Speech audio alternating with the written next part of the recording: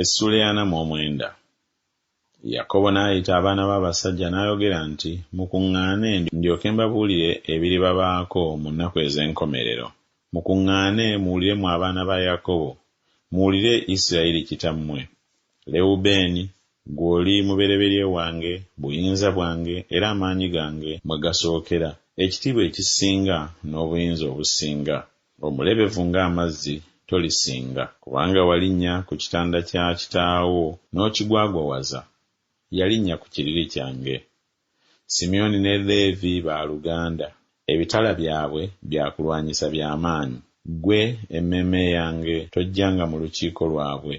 Ggwe ekitiibwa kyange teweegattanga n'ekibiina kyabwe, kubanga olw'obusungu bwabwe batta omusajja, n'olw'eddalu lyabwe baatema ente olunywa. Obusungu bwabwe bukolimirwe kubanga bungi, n'obukambwe bwabwe kubanga bwa ttima ndibaawula mu Yakobo, ndibasaasaanya mu Isirayiri. Yuda, ggwe baganda abo banaakutenderezanga, omukono gwo gunaabanga ku bulago bw'abalabe bo. Abaana ba kitaawo banaakutamanga mu maaso go. Yuda ye mwana w'empologoma, olinnye mwana wange ng'ovudde ku muyiggo. Yakutama, yabwama ng'empologoma, era ng'empologoma enkazi ani anaamubuusa?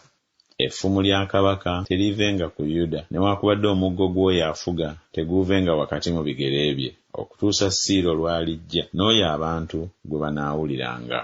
Ng'asiba omwana w'ensolo ye ku muzabbibu, n'omwana w'endogoyi ye ku muzabbibu ogusinga obulungi, yayoza ebyambalo bye n'omwenge, n'engoye ze n'omusaayi gw'ezabbibu.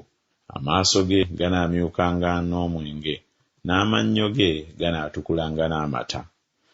Zebbulooni anaatulanga ku ttale ly'ennyanja, anaabanga omwalo ogw'amaato, n'ensalo ye eneebanga ku Sidoni. Isakaali y'endogoyi erina amaanyi, egalamira awali ebisibo by'endiga.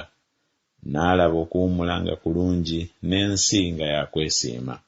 N'akutamya ekibegabega kye okusitula, n'afuuka omuddu alagirwa emirimu.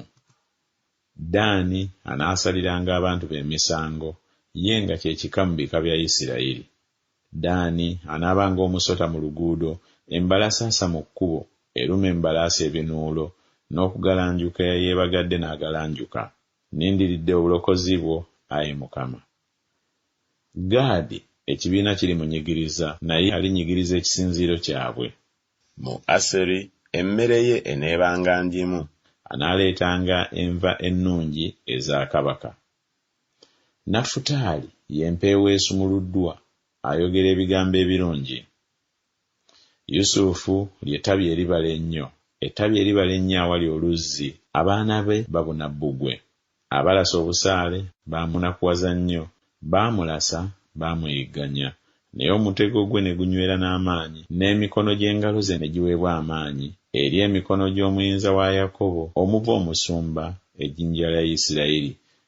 Ye Katonda wa kitaawo anaakubeeranga, ye muyinza w'ebintu byonna anaakuwanga omukisa. Omukisa oguva mu ggulu waggulu, n'omukisa oguva mu nnyanja egalamira wansi, n'omukisa oguva mu mabeere, n'oguva mu lubuto. Omukisa gwa kitaawo gusingidde ddala omukisa gwa bajjajja bange, okutuusa ku nsalo ey'enkomerero ey'ensozi ezitaliggwaawo. Gunaabanga ku mutwe gwa Yusufu ne ku bwezinge bw'oyo eyayawulibwa ne baganda be. Benyamini gwe musege ogunyaga, enkya anaalyanga omuyiggo, era akawungeezi anaagabanga omunyago. Ebyo byonna bye bika bya Isirayiri 12, n'ebyo kitaabwe bye yababuulira n'abasabira omukisa, buli muntu ng'omukisa gwe bwe gwali, bwe yabasabira bw'atyo omukisa. N'abakuutira n'abagamba nti, ŋŋenda okutwalibwa awali abantu bange, munziikanga wamu ne bajjajja bange mu mpuku eri mu nnimiro ya Efulooni Omukiiti, mu mpuku eri mu nnimiro ya Makupeera, eri mu maaso ga Mamule, mu nsi ya Kanani, Efulooni Omukiiti gye yaguza Ibulayimu awamu n'ennimiro okuba obutaka obw'okuziikangamu.